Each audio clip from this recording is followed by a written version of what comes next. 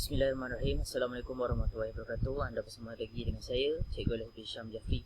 Dan hari ini kita akan sambung untuk pendidikan muamalat dan munakahat. So, hari ini kita sentuh dulu pendidikan muamalat. Baik, yang pertama tajuk kita hari ini iaitu syarikat. Apa yang dikatakan sebagai syarikat? Syarikat itu merupakan dalam bahasa yang paling mudah saja, iaitu suatu perkongsian ataupun suatu kerjasama antara kedua belah pihak. Kalau kita rujuk pada kita punya slide pada hari ini, syarikat itu merupakan suatu akad kerjasama antara dua orang atau lebih untuk sesuatu urusan tertentu yang mana setiap daripada pihak diberikan dana ataupun kepentingan, atau mungkin bahasa yang paling mudah kita nak faham iaitu kesepakatan bahawa setiap daripada keuntungan dan kerugian akan ditanggung bersama-sama. Maksudnya kat sini, satu perjanjian antara dua orang atau lebih untuk melaksanakan sesuatu amanah atau tugasan yang melibatkan keuntungan, rugi dan sebagainya. So dia faham ada untung, ada kelebihan, ada kekurangan lepas daripada akhirnya sesuatu pelaksanaan syarikat itu sendiri. Awak boleh rujuk lah pada slide ni, nota ni, okay, untuk yang penuh ni. Baik, seterusnya kita tengok syarikat ini ada 4, okay, ada pecahannya. Antaranya jenis-jenis syarikat ini, okay, iaitu yang pertama, okay, syarikat Al-Inan, Al-Mufawaddah, Al-Ab'an. Baik, kita terus untuk jenis-jenis syarikat, pengertian syarikat, okay, anda boleh baca. Baik, syarat syah syarikat. Kita nak melaksanakan sesuatu syarikat ni mesti ada syarat. Yang pertama mestilah Islam. Okay, semestinya dengan orang Islam, tak boleh orang kafir. Okay, layak mentadbir harta. Dia mesti yang waras. Dia mesti yang faham macam mana nak menguruskan harta. Kalau kita bagi kepada budak-budak yang anak-anak yang belum akil balik, tak boleh. Okay, ataupun orang gila pun tak boleh. Okay, seterusnya, okay, akad mestilah jelas. Maksudnya kat sini pemberian, okay, aku janji kontrak itu penyataan, okay, contohnya aku mengamanahkan engkau untuk menguruskan gini-gini. Mesti dinyatakan satu persatu. Tak boleh, okey, kau uruskan syarikat macam gini. Okey, baik. Dah, itu je. No, dia mesti ada detailnya. Okey, bila, macam mana syarikatnya, syarikat tu jual apa dan sebagainya.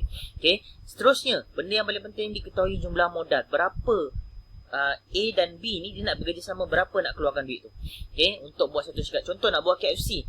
A ni keluarkan 50,000, B keluarkan 50,000. Deal. Faham? Kena jelaskan berapa nilainya. Seterusnya, ada keizinan rakan kongsi. Kalau apa-apa berlaku, dia tak boleh buat keputusan sendiri. Kena deal balik. Sebab perjanjiannya antara kedua belah pihak. A nak buat sesuatu, kena tanya B, nak buat sesuatu, kena tanya A. Faham? Dan seterusnya, mestilah ada modal dalam bentuk wang ataupun harta. Kita tak boleh nak cakap, okey, tukar barang dengan barang. No, sekarang ni semuanya berkaitan dengan wang ringgit. Kalau kat Malaysia wang ringgit, tempat lain rupiah ke pakai duit yang lain, tak ada masalah. Yang penting wang ataupun nilai semasa. Baik, seterusnya, okey, sebab terbatal akad syarikat. Satu syarikat ataupun perjanjian untuk buat satu syarikat tu terbatal kalau salah seorang daripadanya meninggal dunia. Okey, dia termeninggal, tak ada waris ke dan sebagainya, terbatal. Sebab apa? Kalau ada waris pun terbatal. Sebab apa? Sebab perjanjiannya dengan A dan B. Tiba-tiba jatuh pada waris, tak.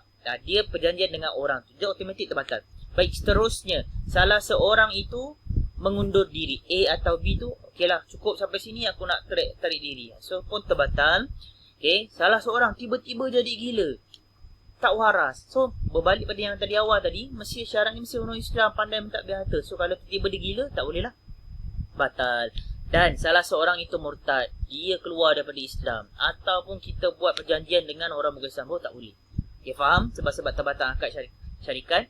Baik, hikmah syarikat. Yang pertama pastinya untuk kita mewujudkan kesepakatan, kerjasama yang kuat. Kesepakatan, hati dia dengan hati sama. Okey, nak buat ini. Kata sepakatnya apa? Kita jadikan sebaik mungkin. Macam tu. Seterusnya, memberikan sumbangan kepada masyarakat. Contoh dia buka KFC tadi. Kenapa? Untuk buka kedai makan, untuk bantu masyarakat nak beli makanan. Contoh.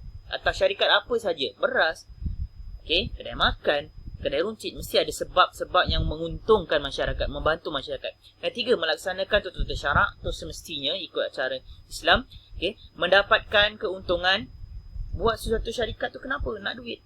nak majukan ekonomi dia dan A dan B tadi.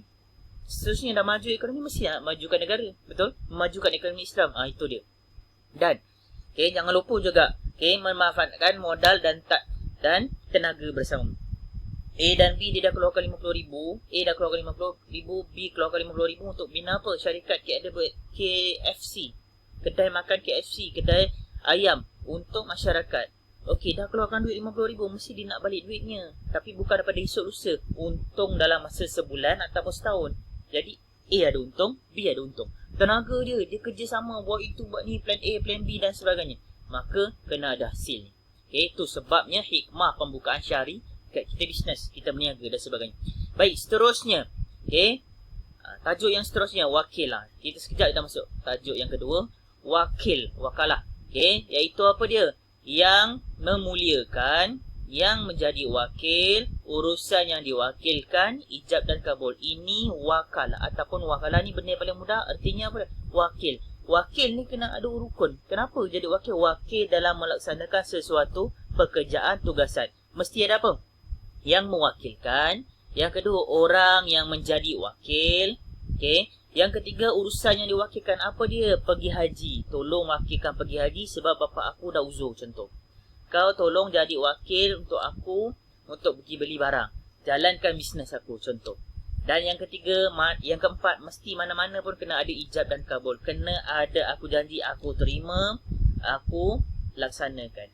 Aku amanahkan kau, aku jalankan amanah kau. Kalau jual beli, aku jual. Itu ijab dan kabul. Penerimaan dan pemberian. Dia mengarahkan dan orang tu menerima. Baik, seterusnya. Kita tengok slide yang seterusnya. Rukun wakalah.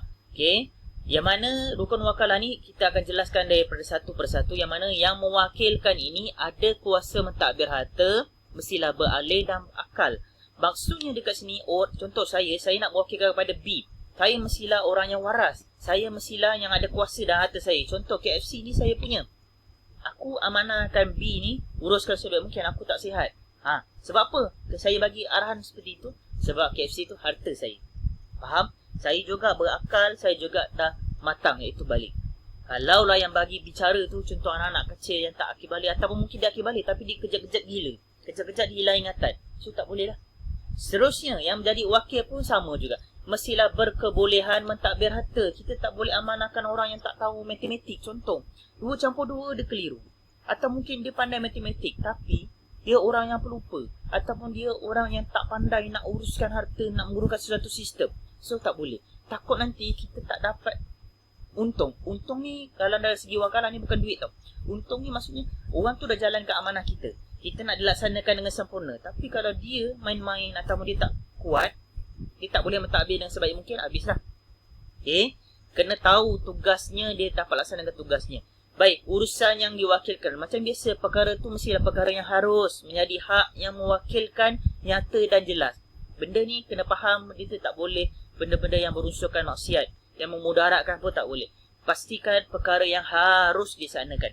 Menjadi hak saya, memang hak saya punya. Awak uruslah. Betul? Kalau tiba-tiba bukan saya pun minta daripada siapa, saya bagi orang lain, tak boleh. Faham? Dia mesti nyata dan jelas. KFC nampak tak? Itu kedai dia. Bentuknya macam tu. Kalau saya cakap benda ni macam ni, cakap kat telefon, kau uruskan esok dia pergi rupanya lain. Tak boleh. Kena nyata jelas. Begini A sampai Z. Macam mana ciri-ciri urusan yang nak diwakilkan. Takut kelak nanti orang yang menjalankan urusan wakil tu terjadi sesuatu. Nanti dia akan tuntut. Baik, ijab dan kabul memberikan lafaz. Tu yang tadilah saya terangkan.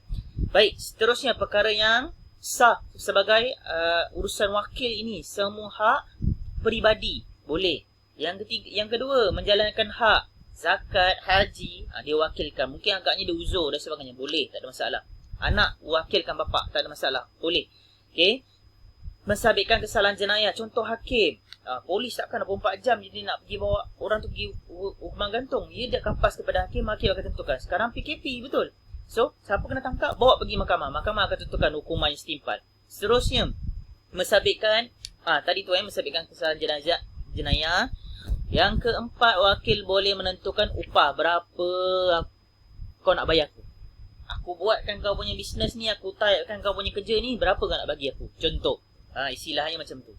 Okay, mesti ada upah ni. Perkara yang tidak sah, berwakil. Contoh, ibadat wajib. Solat 5 waktu, aku penat. Kau pergi buat aku solat asar, tak boleh. Perkara yang haram. Contoh, benda-benda yang haram ni. Aku teringat minum arak lah. Kau beli, tak boleh. Haram, perkara-perkara haram. Pergi tempat maksiat pun tak boleh. Benda-benda yang haram tidak dibenarkan. Okey, menjawab ataupun membeli hartanya ataupun saudaranya. Bab harta, urusan harta dan sebagainya bagi orang yang lebih lah layak. Okey, biasanya hakim. Kalau macam contoh, dia yang uruskan adik-beradik dia dan sebagainya, tak.